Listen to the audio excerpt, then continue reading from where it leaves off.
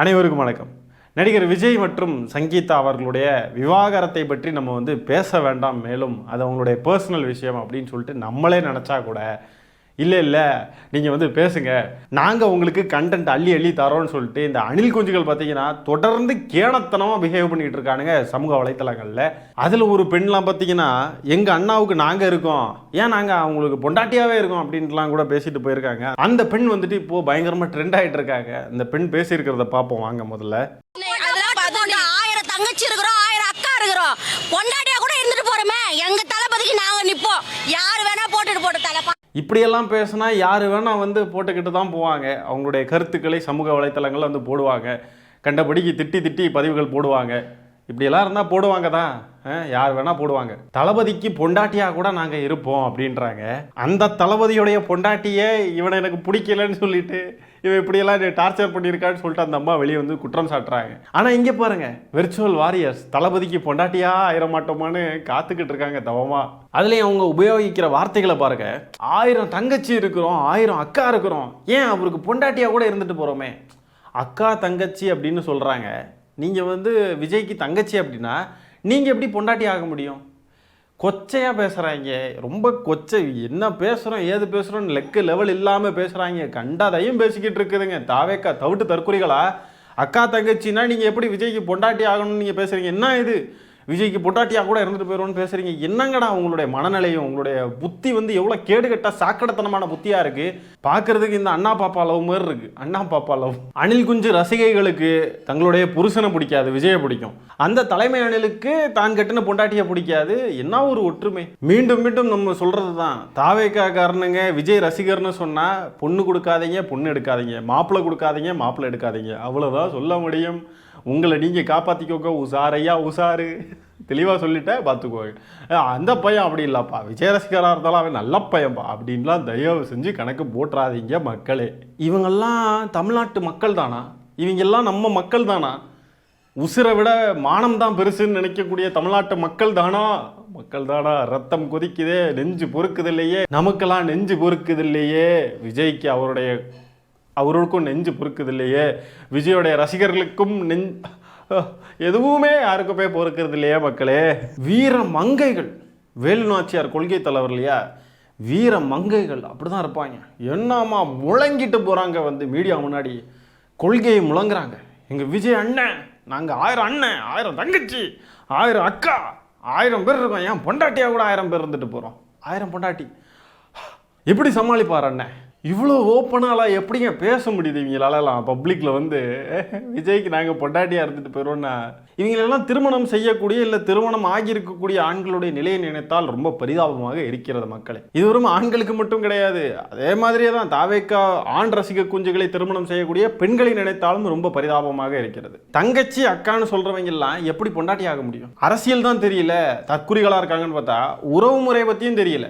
என்ன பேசுகிறோம் ஏது பேசுகிறோம், அண்ணன்னு சொல்கிறதெல்லாம் இப்போ வெறும் வார்த்தை தானே. அண்ணனா பார்க்குற ஒருத்தனை இப்படி நாங்கள் பொண்டாட்டியாக கூட இருந்துட்டு போயிடும் அப்படின்னு சொல்கிறது எவ்வளோ கேவலமான இழிவான பிறவைகள் பேசக்கூடிய வார்த்தைகளாக இருக்கும். வீட்டில் அண்ணன் தம்பி இருந்தால் அவங்க கிட்ட இதே வார்த்தைகளை உபயோகிக்க முடியுமா? தாவேக்காவுடைய கொள்கை என்னன்னு கேட்டவங்களுக்குலாம் இப்போ கொள்கை என்னன்னு தெரிஞ்சு போச்சா? இனிமேலாவது கேட்காம இருப்பீங்களா? அண்ணன் தங்கச்சியாக இருந்தாலும் பொண்டாட்டி ஆகுவதே இலக்கு, அதை நோக்கியே எங்கள் பயணம், அதுதான் தாவேக்காவின் கொள்கை. இதுக்கு மேலே யாராவது கேட்பீங்க கொள்கை என்னன்னு? தமிழக வெற்றி கழகம் இல்லை, இது தமிழக விஜய் பொண்டாட்டிகள் கழகம்.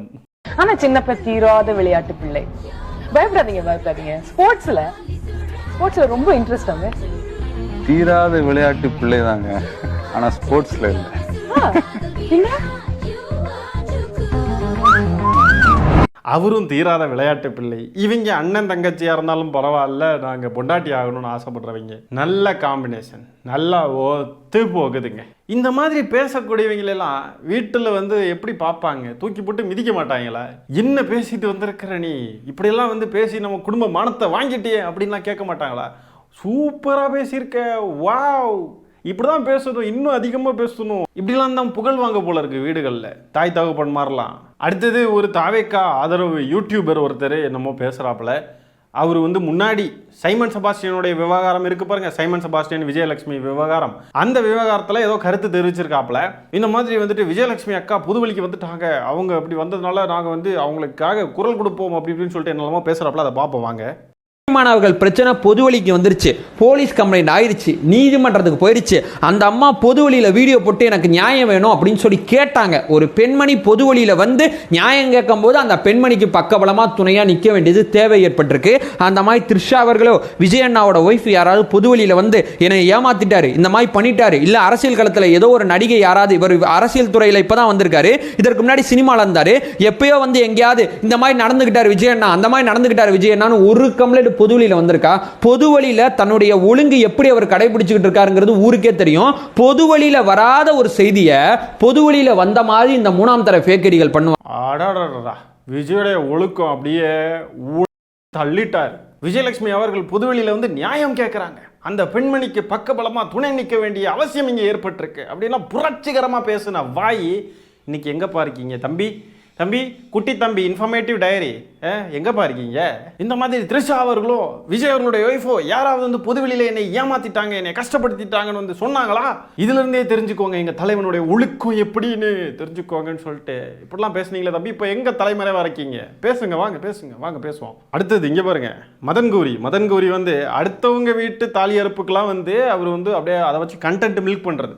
ஆனால் விஜயனேன்னு வரப்போ மட்டும் யாருமே இதை பேசாதீங்க, இது பர்சனல் அப்படின்னு சொல்லிட்டு அதுலேயுமே கண்டென்ட் தான் மில்க் பண்ணுறாப்புல. யாரும் பேசாதீங்கன்னே ஒரு கண்டென்ட்டை போட்டுக்கிட்டு பேசுகிறவங்களெல்லாம் இவர் பேசுவாப்புல. என்னடா இது? அடுத்தவங்க வீட்டு இளவில் போய் நின்று சிரிக்கிறது, ஆனால் அவங்களுக்கு ஏதாவது ஒன்று ஆகுதுன்னா மட்டும் இவங்களை பற்றி யாரும் பேசாதீங்க ப்ளீஸ், எங்களுக்கு ப்ரைவேசி வேணும் அப்படின்ட்டு வந்து நொட்டிக்கிட்டு இருக்கிறது. ஹர்திக் பாண்டியாவுக்கு டிவோர்ஸ் ஆயிடுச்சுங்கிற ஒரு நியூஸ் உங்க எல்லாருக்குமே பை திஸ் டைம் தெரிஞ்சிருக்கும். சமந்தா, நாக சைத்தன்யா, ஆமிர் கான், பிரபுதேவா, ரித்திக் ரோஷன், கமல்ஹாசன், தனுஷ், ஷீகர் தவான், தீபேந்தர் கோயல், அமலா பால், ஹர்திக் பாண்டியா கடைசியிலே இப்போ இந்த லிஸ்ட்ல. ஒவ்வொருத்தவங்களுக்கு டிவோர்ஸ் ஆகிறப்பவுமே வந்து இந்தியன் சொசைட்டி ஒரே மாதிரி தான் ரியாக்ட் பண்ணிருக்குது. ஐயோ டிவோர்ஸ் ஆயிடுச்சா அப்படிங்கிற ஒரு விஷயத்தை ரியாக்ட் பண்றோம்ல. இந்த டிவோர்ஸ்க்கு பின்னாடி ஒரு மிகப்பெரிய பிரச்சனை இருக்குது. அதை தான் இன்னைக்கு வீடியோல நம்ம டீடைல்டா பேச போறோம். So let's get started. Match என்ன பிளேயர்னே தெரியாம ஒவ்வொருத்தையும் ஒரு ஒப்பீனியனை சொல்லிட்டு இருக்கிறது எனக்கு புரியுது. எலெக்ஷன் கிட்ட வந்துட்டு இருக்குது, எல்லாருக்கும் ஓட்டு வேணும், எல்லாரும் மாத்தி மாத்தி மட்ஸ்லிங் பண்ணும், அழுக்க தூக்கி திரிக்கணும். பட் ஒருத்தவங்களோட பர்சனல் லைஃப், ஒரு குடும்பம் வந்து அதுக்கு பலியாயிடக்கூடாது. இது தனிப்பட்ட வாழ்க்கையில நடக்கக்கூடிய ஒரு தனிப்பட்ட விஷயம். இது இங்க மட்டும் இல்ல, யாருக்கு எந்த தலைவருக்கு நாளைக்கு இது நடந்தாலும் அதை வச்சு நம்ம அரசியல் பண்ணக்கூடாது. அப்படி எவ்வளோ ரூபா தான் கொடுத்தாங்க உங்களுக்கு? ப்ளீஸ் தெரிஞ்சுக்க நாங்கள் ஆவலாக இருக்கிறோம். மதன் கௌரி அவர்களை எவ்வளோ ரூபா கொடுத்துருப்பாங்க? இப்படியெல்லாம் வந்து பேசுறீங்க. எது பர்சனல், எது பர்சனல்? கள்ளக்காதல் வந்து பர்சனலா? கள்ளக்காதல் செஞ்சவன் சொன்னால் ஊரில் அத்தனை பேருமே பிடிச்சி அடி நடிக்க தான் செய்வாங்க. கள்ளக்காதல் செஞ்சவன் வந்து அது பர்சனல், அதை பற்றி பேசக்கூடாது அப்படின்னு சொல்லுவாங்களா? தன்னுடைய மனைவிக்கு கொடுமை இழத்திருக்கான அந்த பொண்ணு வந்து வெளியே சொல்லுதுன்னா அது உங்கள் பர்சனல்மா, நீ பேசாதம்மா, நீ போமா அப்படின்னு சொல்லிட்டு எல்லாரும் பார்த்துக்கிட்டு இருப்பாங்களா? பேச தான் செய்வாங்க, நியாயத்தை கேட்க தான் செய்வாங்க. அதுலேயும் தமிழ்நாட்டை ஆளுநர்னு ஒருத்தர் நிற்கிறான்னா அவனை பார்த்து கேள்வி எழும்பாதா? எல்லோரும் பர்சனல்னு போயிடுவாங்களா? எது பர்சனல்? பொது வாழ்க்கைக்கு வந்துட்டாங்கனாவே அவங்களுடைய பர்சனல் லைஃப்பில் அவங்க ஏதாவது தவறு செய்கிறாங்கன்னா அது வெளியில் பேசப்படும் தான். அது பர்சனலாக இருக்கிற வரைக்கும் பர்சனல். ஆனால் பொது வெளிக்கு எப்போ வருதோ அது பொது வெளியில் பேசப்படும் தான். முழுக்க திமுகவோட சதி தான் ப்ரோ, முழுக்க இது டிஎம்கேவோட சதி தான். தீய சக்தியோட வேலையை காமிக்குது. இது என்ன தீய சக்தி வேலையை காட்டினாலும் தூய சக்தி தான் ஜெயிக்கும். எங்க அண்ணனை என்ன பண்ணாலும் அவங்க தோக்கடிக்க முடியாது, அவர் தான் ஜெயிப்பாரு இந்த வருஷம். அவர் தான் இப்போ வந்து அவங்க வைஃப் டைவர்ஸ் கொடுத்துட்டாங்க அப்படின்னா அவர் முடங்கி உட்கார்ந்துருவாருன்னு சொல்லிட்டு அவங்க பண்றாங்க. ஆனா கண்டிப்பா எங்க தளபதி என்னைக்கும் அதால இது பண்ணாம மாட்டாரு. என்ன பண்ணாலும் சரி எங்க தளபதியை கூட அவங்களால புடுங்க முடியாது. எங்க அண்ணன் தான் ஜெயிப்பாரு. அவனுக்கு என்ன வேணாலும் குட்டிக்காரன் அடிக்கட்டும், ஒரு புடுங்க முடியாது. அவங்க எங்க அண்ணன் தான் ஜெயிப்பாரு, அவருக்கு தான் ஓட்டு. என் ஃபேமிலியிலே கிட்டத்தட்ட 40 ஓட்டு இருக்கு, 40 ஓட்டுமே எங்க அண்ணனுக்கு தான். எதுவுமே பண்ண முடியாது எவனுமே. அவர் டைவர்ஸ் கேஸ்ல எந்த போட்டாலும் எங்க அண்ணனை ஒரு புடுங்க முடியாது, எங்க அண்ணன் தான் ஜெயிப்பாரு. ஒரு சின்ன குழந்தை பக்கத்தில் இருக்கு, என்ன மாதிரியான வார்த்தைகள்லாம் உபயோகிக்கிறாங்கன்றதை பாருங்க. எவ்வளோ வந்து மட்டமான ஆட்களாக இருக்காங்க இந்த தாவேக்காரங்கன்னு பார்த்துக்கோங்க. ஒரு பொதுவெளியில் குழந்தை பக்கத்தில் இருக்கு, என்ன பேசுகிறோம் எது பேசுகிறோன்னே இல்லாமல் லெக்க லெவல் இல்லாமல் பேசிக்கிட்டு இருக்காங்க. அதாவது இது திமுக செய்த சதியாம். விஜய் அவர்களுடைய மனைவி தொடர்ந்திருக்கக்கூடிய ஒரு வழக்கானது திமுகவுடைய சதி. திமுக சதி செய்கிற அளவுக்கு தான் விஜய் குடும்பம் நடத்தியிருக்கான்னு தானே நம்ம கேட்க வேண்டியது இருக்குது. அப்படின்னா அந்த லட்சணத்தை தான் இப்போ குடும்பம் நடத்தியிருக்கியா நீனு? அப்படி திமுக சதி செஞ்சு விஜயோடைய மனைவியை வந்து கூப்பிட்டு வச்சு அவங்க கிட்ட பேரம் பேசி காசு இது பண்ணுறோம், நாங்கள் இப்படி பண்ணுறோம் அப்படி பண்ணுறோம், நீ இந்த மாதிரி செய் அப்படின்னு சொல்லிட்டு கைட் பண்ணி சங்கீதா அவர்கள் செய்கிற அளவுக்கு அவ்வளோ ஒன்றும் அவங்க பொருளாதார வலிமை இல்லாதவங்க கிடையாது. சங்கீதா அவர்கள் அவங்க எவ்வளோ பெரிய பணக்கார வீட்டு பெண்மணி அப்படின்றது எல்லாரும் அறிந்த ஒரு விஷயம் தான். காசுக்காக இந்த மாதிரிலாம் செய்யணுன்ற அவசியம் அவங்களுக்கு சுத்தமாக கிடையாது முதல்ல. அப்படி இது திமுகவுடைய சதி தான் அப்படின்னு சொல்லிட்டு இந்த அணில் குஞ்சுகள் கிளைம் பண்ணுறாங்கன்னா நம்ம ரொம்ப சிம்பிளாக தான் கேட்குறோம். திமுக சதி செஞ்சு ஒரு குடும்பத்தை பிரிச்சுட முடியும் அப்படின்ற அளவில் தான் விஜய் வந்து குடும்பம் நடத்தியிருக்காரா? Very very simple bro. இதில் என்ன கேட்குறாங்கன்னா, சங்கீதா வந்து இத்தனை வருஷம் இல்லாமல் எதுக்கு கரெக்டாக எலெக்ஷன் நேரத்தில் வந்து இந்த மாதிரி பண்ணுறாங்க அப்படின்னு சொல்லிட்டு கேட்குறானுங்க. ஆனால் எவனுக்குமே இந்த கேள்வி வரல பாருங்களேன். விஜய் ஏன் ப்ராப்பராக டிவோர்ஸ் வாங்கிட்டு வேற ஒரு பெண் கூட ரிலேஷன்ஷிப் வச்சுக்கல? ஏன் சங்கீதா அவர்கள் மனைவியாக இருக்கும்போதே வேற ஒரு பெண் கூட ரிலேஷன்ஷிப் வச்சுக்கிட்டு இருந்தா அப்படின்னு சொல்லிட்டு எவனுக்குமே கேள்வி வரல பாருங்க. அப்போ டிவோர்ஸும் வாங்காமல் அவங்கள உன் மனைவியாக உன் பக்கத்துலேயே வச்சுக்கிட்டு இன்னொருத்தி கூட பழகிக்கிட்டு இருப்ப. உன் கூட இருக்கக்கூடிய மனைவிக்கு வந்து எல்லா வகையிலையும் நீ வந்து மென்டல் டார்ச்சர், ட்ராமா எல்லாத்தையும் கொடுத்துக்கிட்டே இருப்ப. அவங்க நீ இப்படிலாம் பண்ணுறது, நீயும் அவங்களும் சேர்ந்து எடுக்கிற ஃபோட்டோஸை எல்லாம் வந்து போஸ்ட் போடுறது, இதெல்லாம் வந்து பார்த்துக்கிட்டு இருப்பாங்க. அவங்க வந்து பொத்திக்கிட்டு இருக்கணும். அவங்க வந்து வெளியில் வந்து வாய்ஸ் அவுட் பண்ணிட்டாங்கன்னா நீ எதுக்கு இந்த நேரத்தில் வந்த, நீ எதுக்கு அந்த நேரத்தில் வந்தேன்னு சொல்லிட்டு இப்படி வந்து நொட்டிக்கிட்டு இருக்கானுங்க இவனுங்க. ப்ராப்பராக டிவோர்ஸ் பண்ணிவிட்டு அதுக்கு அப்புறம் போயிருந்தா நமக்கு ஒரு ப்ராப்ளமும் கிடையாது. அது அவங்க பர்சனல் லைஃப்னு நம்ம கடந்து போயிருக்கலாம். ஆனால் மனைவியை பக்கத்தில் வச்சுக்கிட்டே நீ கள்ள தொடர்பில் இருந்தனா அப்போ கேள்வி வரதானே செய்யும். எவனுக்காவது இந்த கேள்வி வந்துச்சா? இதே மாதிரி தான் கரூர் இன்சிடென்ட்லேயும் பண்ணானுங்க. செந்தில் பாலாஜி எப்படி அதுக்குள்ளே வந்தார், அன்பில் மகேஷ் எப்படி அதுக்குள்ளே வந்தார், இவர் எப்படி அங்கிருந்து வந்தார், இவர் எப்படி இங்கிருந்து வந்தார்னு கேட்டானுங்களே ஒழிய அவங்க அண்ணனை பார்த்து நீ ஏன்டா லேட்டாக வந்து தொலைச்ச நாயே, காலையில் 8:30 அங்கே நிற்பேன்னு சொல்லிட்டு 8:30 வீட்டில் இருந்து ஏன்டா கிளம்பி தொலைச்ச நாயேன்னு சொல்லிட்டு எவனுமே அவன் அண்ணனை பற்றி கேள்வி கேட்கல. எல்லாத்தையுமே தலைகீழாக தான் பார்க்குறானுங்க, தலைகீழாக தான் யோசிக்கிறானுங்க. என்ன கணக்கில் இருக்கானுங்க என்ன ஏதுன்னு ஒன்றும் புரிய மாட்டேங்குது. பேட்ரியார்க்கின்றது எப்படி வேலை செய்யுதுன்னு பாருங்கள். இந்த ஆணாதிக்க சமூகம் எப்படி வேலை செய்யுதுன்றதை மட்டும் இந்த விவகாரத்தில் நல்லா புரிஞ்சுக்க முடியும். அந்த சம்மந்தப்பட்ட நடிகையை வந்து அப்யூஸ் பண்ணுறானுங்க இந்த அணில் குஞ்சுகள், சங்கீதா அவர்களை அப்யூஸ் பண்ணுறானுங்க இந்த அணில் குஞ்சுகள். ஆனால் எவனுமே விஜயை வந்து எவனுமே ஒரு வார்த்தை கூட கேள்வி கேட்கல. பழியை தூக்கி பெண்கள் மேலே தான் போடுறானுங்க, பெண்களை தான் கேரக்டர் அசாசினேட் பண்ணுறானுங்க, இதெல்லாம் தான் பண்ணுறானுங்க. ஆனால் விஜய் வந்து ஒருத்தன் கூட கேள்வி கேட்கல. அந்த சம்மந்தப்பட்ட நடிகையோடைய கமெண்ட்ஸில் போய் பார்த்தீங்கன்னா தெரியும், நீ வந்து எங்கள் அண்ணனுடைய வாழ்க்கையே கெடுத்து விட்டுட்டியே, ஒரு குடும்பத்தை நாசமாக்கிட்டே அப்படின்னு சொல்லிட்டு எரிஞ்சு விடுறானுங்க. சங்கீதா அவர்களை பார்த்து நீ ஏண்டி இந்த நேரத்தில் வந்து அப்படி என்னடி இப்படி என்னடின்னு சொல்லிட்டு கண்டபடிக்கு கெட்ட வார்த்தை போட்டு திட்டி அப்யூஸ் பண்ணிட்டு இருக்கானே. ஆனால் விஜயை பார்த்து ஏன்டா நான் ஏன்டா பொறுக்கி பாயல, பொண்டாட்டி இருக்கிறப்போ நீ என்ன மசருக்குடா இன்னொருத்தி கூட போய் பழகின, நீ ஏன்டா உன் பொண்டாட்டி இப்படிலாம் கொடுமைப்படுத்தியிருக்க, நீ எல்லாம் ஒரு ஆளுமையரா, நீ எல்லாம் ஒரு மனுஷ பறவையா அப்படின்னு சொல்லிட்டு எவனுமே விஜயை கேள்வி கேட்க மாட்டேங்கிறான். இதுதான் இந்த சமூகம், இதுதான் ஆணாதிக்க சிந்தனை கொண்ட சமூகம். தான் கட்டின மனைவிக்கு மென்டல் ப்ரெஷர், ட்ராமா எல்லாம் கொடுத்தவன் ஜாலியாக அவன் பாட்டுக்கு நடந்து போயிட்டு இருக்கான். அவனை ஒருத்தன் கூட தடுக்கல. அந்த 2 பெண்களை தான் போட்டு அப்யூஸ் பண்ணிக்கிட்டு இருக்கானுங்க அத்தனை பேரும். இது போக பார்த்தீங்கன்னா வேற நடிகைகள் வந்து வேற நடிகர்களுடைய கெரியரெல்லாம் ஸ்பாயில் பண்ணிட்டாங்க. இந்த பொண்ணுங்களே இப்படி தான். தமிழ் சினிமாவில் ஒரு முன்னணி நடிகை, அவங்க பேரெலாம் நான் குறிப்பிட விரும்பலை, அவங்க வந்து இப்போது திருமணமாகி வேற ஒரு நல்ல வாழ்க்கை வாழ்ந்துக்கிட்டு இருக்காங்க, சந்தோஷமாக இருக்காங்க, ஓகே வாழ்ந்துட்டு போட்டு. அவங்க முன்னாடி வேற ஒருத்தரை காதலிச்சதை வந்து எடுத்து போட்டு அந்த நபருடைய வாழ்க்கையை சீரழிச்சிட்டு அப்படி இப்படின்னு சொல்லிட்டு இந்த டைமில் அந்த நடிகையுடைய லைஃப்பெல்லாம் எடுத்துகிட்டு வரானுங்க. ஆக மொத்தம் வந்து இதில் இப்போ வந்து இவனுங்க அக்யூஸ் பண்ணுறது, ப்ளேம் பண்ணுறது, அப்யூஸ் பண்ணுறது எல்லாமே பெண்களை மட்டும்தான்.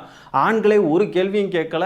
அவனுங்களுடைய தவறை அவனுங்களை யாருமே சுட்டி காட்டவே இல்லை. இதுதான் ரியாலிட்டி. இப்போ இந்த 2 பெண்கள் பேசுகிறப்ப சொன்னாங்க இல்லையா, எல்லாரும் சதி பண்ணிட்டாங்க, விஜய் தான் ஜெயிப்பார் அப்படின்லாம் சொல்கிறாங்க இல்லையா. அப்போ என்ன சொல்ல வராங்கன்னா, விஜய் எந்த தவறும் செய்யலை, விஜய் வந்து கள்ளக்காதல் செஞ்சதெல்லாம் சரிதான், எல்லாம் சரிதான் அப்படின்னு சொல்லிட்டு அவங்க வந்து சொல்கிறாங்க இல்லையா. இப்போ இவங்களுக்கு திருமணமாகி இவங்களுக்கு ஒரு கணவர் இருந்தாங்க அப்படின்னா அந்த கணவர் வந்து இதை பார்த்துட்டு நம்ம ஒய்ஃப் வந்து இதெல்லாம் வந்து சப்போர்ட் பண்ணுறாங்க, அப்போ நம்ம வந்து ஒரு கள்ள பொண்டாட்டி வச்சுப்போம் அப்படின்னு சொல்லிட்டு போய் கள்ள பொண்டாட்டி வச்சுக்கிட்டு இருந்தா அதை சரின்னு சொல்லுவாங்களா? இதுங்களெல்லாம் கெட்டுனவங்களெல்லாம் நினச்சி பார்த்தா ரொம்ப பாவமாக இருக்குது. விஜயோடைய எக்ஸ்ட்ரா மேரிட்டல் அஃபேருக்கும் திமுக தான் காரணம்னா என்னங்க, திமுக தான் சதி பண்ணிருச்சான். விஜயை வந்து திமுக தான் சங்கீதா அவர்களை திருமணம் செய்ய சொல்லிச்சு, 2 குழந்தைங்களை பற்றிக்க சொல்லி திமுக தான் கேட்டுச்சு, நீ வந்து கள்ளக்காதல் செய்ப்பா, நீ இப்படியெல்லாம் இருன்னு சொல்லிட்டு திமுக தான் சொல்லிச்சு, எல்லாம் திமுக தான் சொல்லியிருக்கு, திமுகவுடைய சதி. ஆக மொத்தம் விஜய் ரொம்ப உத்தமர், தன்னுடைய மனைவியை நல்லா பார்த்துக்கிட்டார், தன்னுடைய குழந்தைகளை நல்லா பார்த்துக்கிட்டு இருந்த ஒரு நல்ல ஒரு குடும்பஸ்தன், நல்ல ஒரு மானஸ்தன். அந்த விஜயை வந்து யாரும் எதுவும் பேசிடக்கூடாது. ஏண்டா வெட்ட வெளிச்சமாக தெரியுது அவன் எப்படிப்பட்ட அயோக்கியன்னு. இதுக்கு பிறகு போய் முட்டு கொடுக்குறீங்க, நீங்களாம் சோத்தை தான் திங்கிறீங்களா இல்லை பீ அள்ளி தின்றீங்களான்னு தானே கேட்கணும். இதே மாதிரி இவங்களுடைய கணவன்மார்களும் சீட் பண்ணிட்டு வந்து நின்னா அவங்கள அக்செப்ட் பண்ணிப்பாங்களா? இவங்க அப்படி சீட் பண்ணாலும் அதையும் திமுகவுடைய சதின்னு தான் சொல்லுவாங்களா? இந்த மாதிரிப்பட்ட பைத்தியங்கள் தான் அவனுடைய ஸ்ட்ரென்த்தே. இந்த மாதிரிப்பட்ட நபர்கள் இல்லைன்னா விஜய்ன்ற நபர் ஆளே கிடையாது. முதல்ல இப்படியெல்லாம் வந்து கண்மூடித்தனமான கல்ட்டு கும்பல் இருக்கிறதுனால தான் விஜய்ன்ற நபருக்கு வந்து இந்த பேரும் புகழும் கிரேஸ் அது இதுன்னு சொல்லிட்டு சமூகத்தில் கட்டமைக்கப்படக்கூடிய அந்த பிம்பமே வந்து இருக்குது. இவங்கெல்லாம் இல்லைன்னா அந்த பிம்பம் வந்து சுக்குநூறாக உடஞ்சிரும். வெறும் 25 ரூபாய்க்கு என்ன பொழப்பு பிழைக்கிறாங்க பாருங்கள். 2 பேருக்கு சேர்த்து 50 ரூபா தந்திருப்பாங்க. இந்த 50 ரூபாய்க்கு இப்படியெல்லாம் கூவணுமா, இப்படியெல்லாம் மானத்தை விற்று பிழைக்கணுமா? சி. இந்த விவகாரத்தை பற்றியும் தற்குறி அணில் குஞ்சுகள் பேசியிருக்கிற விஷயங்கள், இவங்க எல்லாம் செயல்படுறதெல்லாம் பற்றி நீங்கள் என்ன நினைக்கிறீங்கன்றதை கமெண்ட்ஸில் பதிவு பண்ணுங்கள். இந்த காணொலியை நான் இத்துடன் நிறைவு செய்து கொள்கிறேன். நன்றி, வணக்கம்.